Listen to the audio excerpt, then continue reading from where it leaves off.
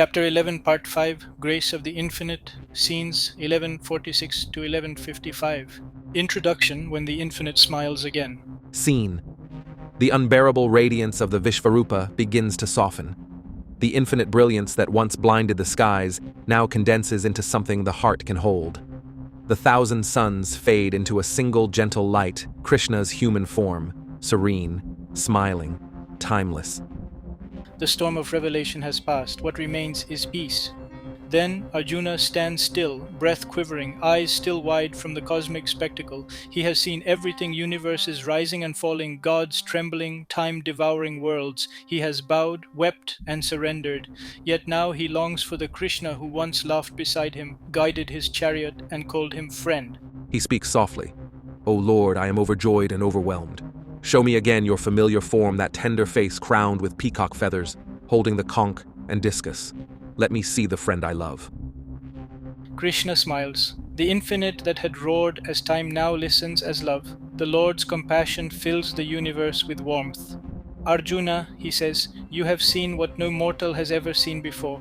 Even the gods yearn for this vision, but do not fear. Behold again my gentle human form." The universe exhales. The cosmic ocean folds back into stillness. The infinite becomes intimate once more. Now, for us, this moment represents the reconciliation of transcendence and tenderness of the absolute and the personal. Life often takes us through storms of awe, struggle, or transformation, but grace always follows. After the fire of truth comes the coolness of love. After surrender comes support. The lesson is profound. The divine is not found in fearsome distance, but in loving closeness. Vision may reveal God's power, but devotion reveals his heart. Krishna's teaching here reaches its peak. He tells Arjuna that devotion, bhakti, steadiness, shraddha, and humility are the highest paths. Not intellectual mastery, not ritual perfection, but pure love. Grace is not earned, it is allowed. It flows where pride dissolves and trust begins. Focus. The infinite reveals itself through grace, not grandeur. Devotion is the bridge only a surrendered heart can embrace eternity. Scene 1146. Show me your gentle form again. Scene. Having seen this vast form of yours, O Vishnu, I rejoice yet tremble. Show me your gentle form again, crowned, bearing the mace and discus. Be merciful to me, O Lord of the universe. Then Arjuna's voice quivers between awe and longing. The cosmic revelation has expanded his understanding, but his human heart aches for intimacy. He pleads, not out of fear, but out of love. Let me see you again as Krishna, the smiling friend who speaks with kindness. This marks the turning point from transcendence to tenderness. The infinite, once overwhelming, becomes approachable again. Arjuna teaches us something crucial. Even after glimpsing the vastness of God, the soul yearns for connection, for the personal bond of love. Now, this mirrors our spiritual life. After moments of awakening when truth breaks all boundaries, we crave belonging again. We want to love God, not just comprehend Him. The highest mystics, after seeing infinity, return to devotion. Our hearts are not made to dwell forever in abstraction. We are designed for relationship, for the nearness of the divine that we can speak to, love, and trust. Focus. Awe may open the eyes, but love opens the heart. Seek not only to see God's power, but to rest in His tenderness. Scene 1147. Krishna grants the gift of vision. Scene. The blessed Lord said, "By my grace, O Arjuna, you have seen this supreme form, the cosmic, infinite, original vision which none but you have beheld." Then Krishna speaks gently, like a teacher comforting a student after a difficult lesson. He acknowledges the magnitude of what Arjuna has experienced, a vision no god or sage has been granted. But Krishna reminds him, it was grace, not effort, that opened his eyes. The divine vision was never a reward for intellect or discipline, it was a gift given through love. Krishna's words reveal the essence of spirituality. Enlightenment is not achieved, but received. The infinite does not demand achievement, it invites surrender. Now, in our lives too, the greatest insights often arrive as grace, not strategy. We don't earn awakening, we become available to it. Grace flows when control relaxes, when the mind stops demanding and starts listening. Krishna's tone here is both majestic and tender. He reminds Arjuna and us that spiritual experiences are sacred trusts, not trophies. The purpose is not pride but transformation. Focus. Grace opens what effort cannot. The divine reveals itself not to the clever but to the surrendered. Scene 1148, not by study or sacrifice alone. Seen, neither by study of the Vedas, nor by sacrifices, nor by charity, nor by rituals can this form be seen, only by single-minded devotion. Then Krishna makes an extraordinary declaration. All paths of effort, learning, ritual, charity, austerity are noble, but none alone can reveal the infinite. Only bhakti, pure love and devotion, opens that vision. This marks the shift from intellectual spirituality to heartfelt realization. The sages may recite scriptures, the priests may perform rituals, but the humble devotee who loves sincerely sees what others only describe. For Arjuna, this confirms what his heart already feels. His surrender, not his skill, brought the vision. He now understands that love is greater than logic, devotion deeper than knowledge. Now, this truth is timeless. Many today seek enlightenment through information books, courses, techniques, forgetting that knowledge without love is sterile. The heart, not the head, is the true altar. When love becomes prayer and service becomes offering, God reveals himself naturally. Focus, knowledge may inform, only love transforms. The door to the infinite opens not through mastery, but through devotion. Scene 1149, be not afraid. Scene. Do not be afraid or bewildered on seeing this terrible form of mine. Free from fear and confusion, behold again my gentle human form. Then Krishna's compassion flows like cool rain after storm. The cosmic thunder dissolves into a smile. The same voice that declared, "I am time, the destroyer of worlds," now speaks with fatherly affection. Do not fear, Arjuna. The Lord's intent was never to frighten but to awaken. The terrifying form was truth unveiled. The gentle form is truth made bearable. Krishna reminds Arjuna and all of us that divine revelation without grace would crush the human heart. Therefore, God tempers majesty with mercy. Now, this verse speaks directly to the modern seeker. When life reveals overwhelming truth, the vastness of the universe, the impermanence of existence, the smallness of self-fear is natural. But spirituality's purpose is not to paralyze, it's to free. Krishna's reassurance teaches that awe must lead to trust. When we see that the same force that destroys also loves, fear dissolves into faith. Focus, God's power awakens, but his love heals. Where fear ends, faith begins. Scene 1150, the infinite returns to the human. Scene. Having spoken thus, Krishna resumed his gentle human form and consoled the trembling Arjuna. Then the thunder quiets, the light softens. Before Arjuna now stands Krishna the charioteer, the friend, the beloved, smiling calmly, radiating the warmth of divine grace. The infinite has once again taken form to comfort the finite. For Arjuna, this is the sweetest relief. The same Lord who filled the cosmos now stands beside him in human nearness. The terror of immensity transforms into intimacy.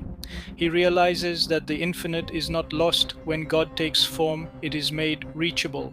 Now, this is the essence of faith. The divine does not demand that we transcend our humanity, it enters it. Krishna's return to gentle form reminds us that love and infinity coexist. The same consciousness that sustains galaxies also walks beside us in every act of grace, kindness, and compassion. In every age, the infinite chooses to meet humanity where it is through avatars, saints, or moments of silent presence. Divinity's greatest miracle is not omnipotence, but empathy. Focus. God's greatest gift is accessibility. The infinite becomes personal so that love may complete what awe begins.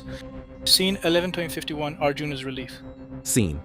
Arjuna, seeing Krishna again in his gentle human form, said with a peaceful heart, "I am myself once more." Then the unbearable radiance has subsided, the cosmos has folded back into the Lord's serene presence. Arjuna breathes deeply, relief flooding through his being. The friend he loves stands once again before him, calm, radiant, compassionate. For the first time since the vision began, Arjuna feels steady. The overwhelming power of the infinite has settled into quiet grace. He realizes that divinity is not only the grandeur of the universe, but also the gentleness that restores peace after awe. Now, This verse captures the timeless rhythm of spiritual growth. Every awakening, every revelation or transformation must be integrated back into daily life. The divine doesn't want us to escape the world, but to see it differently. After awe comes action. After vision, balance. When you've glimpsed eternity, returning to normalcy isn't regression, it's fulfillment. The infinite teaches through both thunder and whisper. Focus. Spiritual vision ends not in escape but in peace.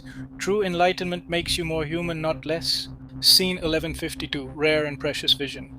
Seen. The blessed Lord said, "This form of mine which you have seen is very difficult to behold. Even the gods ever long to see it." Then Krishna acknowledges the uniqueness of what Arjuna has experienced. The cosmic revelation was not a spectacle but a sacred trust. Even divine beings dwelling in higher realms yearn for such vision but are rarely granted it. Krishna reminds Arjuna that the purpose of seeing the Vishwarupa was not to satisfy curiosity but to awaken realization, to dissolve doubt and ego. The vision was grace, not privilege. It was given not for pride but for peace. Now, this verse humbles the seeker.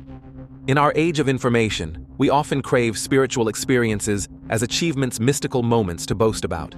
Krishna's teaching dismantles that illusion. True revelation is never entertainment. It is transformation.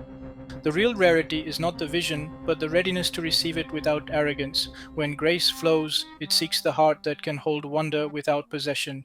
Focus. Spiritual experience is not a prize but a purification. The rarest vision is humility that can hold awe without pride. Scene 11.53, Not by works or knowledge alone.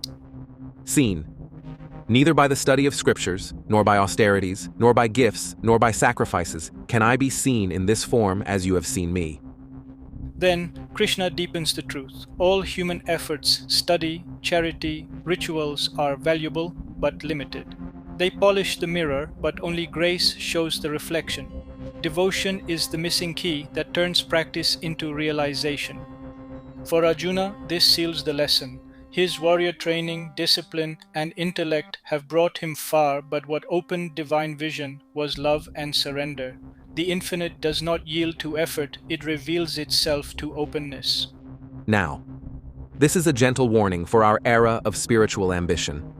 The world measures progress through effort and achievement, but the soul awakens through stillness and trust. Bhakti is not passivity. It is the active surrender of ego's illusion of control. Krishna reminds us, love transcends technique. When devotion is pure, the divine becomes visible even in silence. Focus, practice polishes, but love reveals. Only the surrendered heart can reflect the infinite. Scene 11.54, Devotion alone reveals me. Seen. But by undivided devotion I can be seen, known, and entered into truly, O Arjuna. Then, here Krishna declares the ultimate secret of the Gita Bhakti as the supreme path. Through undivided devotion, the seeker not only sees God but merges with Him. Love becomes both the journey and the destination. The word undivided is crucial. It means love unfragmented by doubt, distraction, or self-interest. It is the heart's complete offering. Krishna is not asking for perfection of ritual, but purity of intention, a love that does not negotiate. For Arjuna, this is liberation. He understands that divine union is not reserved for scholars or ascetics, it belongs to anyone who loves wholly. The universe no longer feels remote, it feels relational. Now, this verse remains the most direct invitation in all spiritual traditions. Religion often complicates. Love simplifies. When you love the divine with undivided heart in work, rest, silence, and service, you enter God's consciousness naturally. This is why saints sing, lovers pray, and even tears become worship. Focus. Undivided love is the doorway to the divine. Where intellect stops, devotion begins, and God waits there. Scene 11.55, The Path of Devotion. Seen. He who acts for me, who looks on me as supreme, who is devoted to me, free from attachment and ill will toward any being that man comes to me, O Arjuna. Then Krishna concludes the chapter not with power but with love. He defines the perfect devotee, one who acts selflessly, sees God in all, holds no hatred, and loves without condition. This verse unites the entire Bhagavad Gita. Action, karma, knowledge, jnana, and devotion, bhakti, merge into one truth. Live with love, without ego, for the sake of the divine. Arjuna now understands his role to fight not for victory, but as offering, to act not for reward, but for righteousness. Now, this final teaching is the heart of spiritual life today. The enlightened person is not the one who escapes the world, but the one who serves it with compassion and detachment. Devotion is not withdrawal, it's participation with purity. To live this way means every act becomes sacred, every word, every duty, every kindness, a form of worship. You no longer seek God, you live Him. Focus.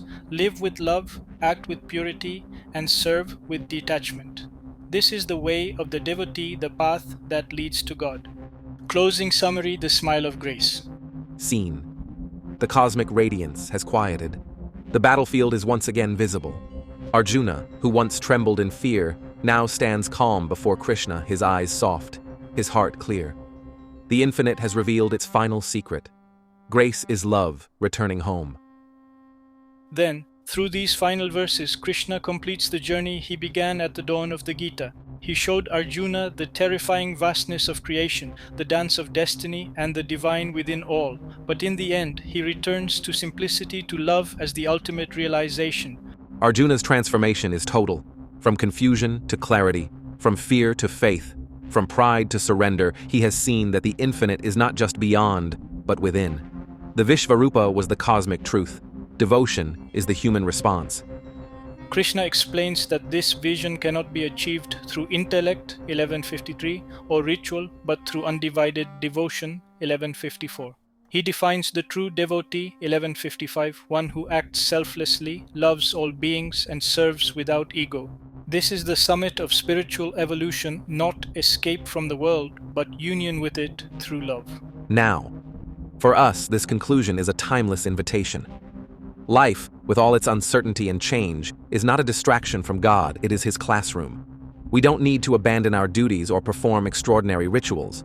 We need to live with devotion to turn every act into offering, every challenge into surrender, every relationship into service. Grace flows naturally when the ego softens and the heart opens. In that space, the infinite smiles again, not as cosmic spectacle, but as the quiet assurance that you are never alone. The Bhagavad Gita's greatest revelation is not that God is infinite, but that the infinite loves personally. Focus, love is the final vision. When awe becomes surrender and surrender becomes service, grace completes the circle and God smiles through you.